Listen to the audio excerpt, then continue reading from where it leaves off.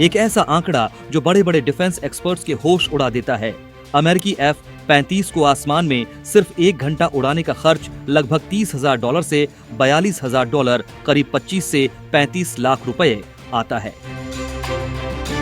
जबकि स्वीडन के साब ग्रिपेन के लिए यही खर्च महज $4,000 से $10,000 के बीच है, यानी राफेल और F-35 के मुकाबले सीधे 4 गुना कम खर्च। जब प्रधानमंत्री नरेंद्र मोदी का विमान स्वीडन के एयरस्पेस में दाखिल हुआ तो स्वीडिश वायुसेना ने अपने इसी सबसे बड़े गौरव साब ग्रिपेन फाइटर जेट से उनके विमान को आसमान में चारों तरफ से एस्कॉर्ट कराया।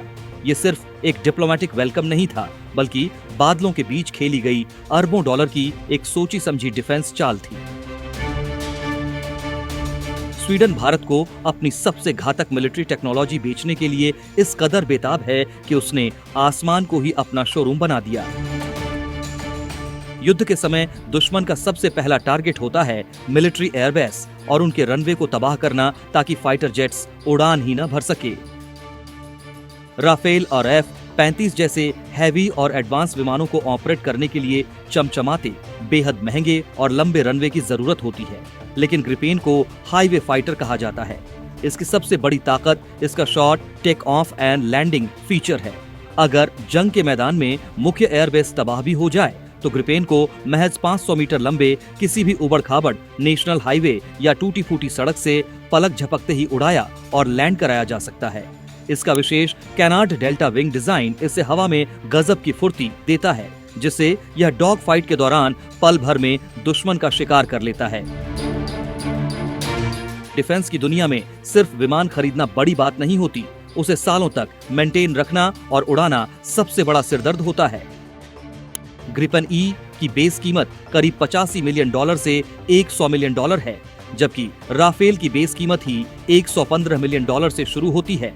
अगर फुल पैकेज डील, हथियार, ट्रेनिंग, स्पेयर पार्ट्स की बात करें तो जहां राफेल 200 से $245 मिलियन प्रति विमान पड़ता है, वहीं ग्रिपेन 140 से $220 मिलियन में तैयार हो जाता है। इसके अलावा ग्रिपेन का रीलोडिंग टर्न अराउंड टाइम दुनिया में सबसे बेहतरीन है। जंग के दौरान सिर्फ 10 से 15 मिनट के भीतर एक छोटी सी ग्राउंड क्रू टीम इस जेट में दोबारा फ्यूल भर सकती है और मिसाइलें लॉन्च करके इसे फिर से आसमान में दुश्मन की धज्जियां उड़ाने के लिए भेज सकती है।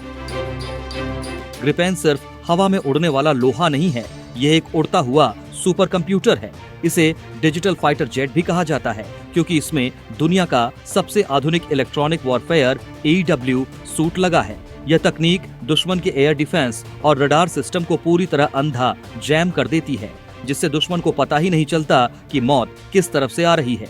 हथियारों के मामले में भी यह किसी से कम नहीं है।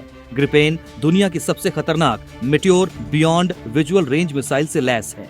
ये मिसाइल 150 किलोमीटर दूर बैठे दुश्मन के एयरक्राफ्ट को हवा में ही मलबे में तब्दील करने का दम रखती है। इसके साथ ही ये 5300 किलोग्राम तक के आधुनिक गाइडेड बम और IRIST मिसाइलें ले जा सकता है, जिसकी कॉम्बैट रेंज 1500 किलोमीटर है। भारतीय वायुसेना को इस वक्त अपने गिरते हुए स्क्वाड्रन की संख्या को बढ़ाने के लिए 114 नए लड़ाकू विमानों की बेहद सख्त जरूरत है। स्वीडन की कंपनी साब ने भारत के सामने एक ऐसा ऑफर रखा है जिसे ठुकराना आसान नहीं है। 100% टेक्नोलॉजी ट्रांसफर TOT और पूरी तरह मेक इन इंडिया के तहत भारत में ही मैन्युफैक्चरिंग प्लांट लगाना, यानी भारत खुद अपने देश में इस तकनीक को बना सकेगा। लेकिन इस पूरी महाडील में एक बड़ा पेच फंसा हुआ है। ग्रिपेन एक सिंगल इंजन फाइटर जेट है।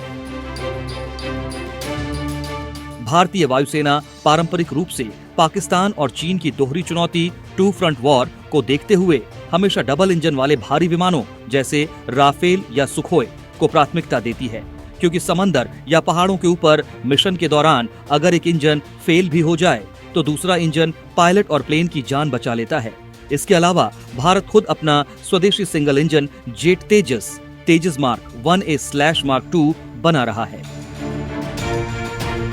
स्वीडन के आसमान में PM मोदी का यह स्वागत सिर्फ शिष्टाचार नहीं, बल्कि भारत की विशाल मार्केट वैल्यू का प्रदर्शन था। भले ही सिंगल इंजन होने के कारण ग्रिपेन के लिए भारतीय वायुसेना की पहली पसंद बनना थोड़ा मुश्किल हो, लेकिन इसकी बेहद कम लागत, हाईवे से ऑन परेड होने की जादुई क्षमता और एक 100% टेक्नोलॉजी ट्रांसफर का दांव इसे इस रेस में मजबूती से बनाए हुए है। अब देखना यह है कि भारत इस स्वीडिश शिकारी को चुनता है या फिर डबल इंजन वाले किसी अन्य बाहुबली पर भरोसा जताता है।